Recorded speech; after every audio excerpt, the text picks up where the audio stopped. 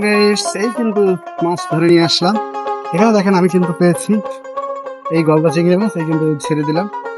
আরো কিন্তু বিভিন্ন ধরনের মাছ কিন্তু এখানে পেয়েছি। আসলে দেখেন এই কিন্তু আমি এবার জালটাকে ছাড়িয়ে নিই।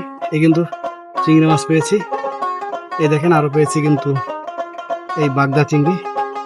এই দেখেন বাগদা চিংড়িগুলো আসলে অনেক বড় হয়, ছোট ছোট অবস্থার মাছ কিন্তু তেমন বলতেছে না।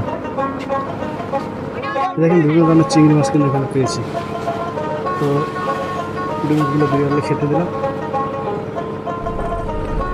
দেখেন আসলে মাছ মাছের প্রচুর দাম, এত পরিমাণ মাছের দাম। আসলে মাছ মানুষের এবছর তেমন একটা মানুষ ঘেরে মাছ হয় না।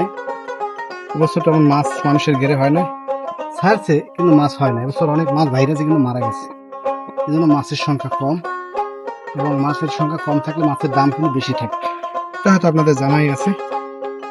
তো ভিডিও কেমন হয়েছে অবশ্যই কমেন্টে জানাবেন।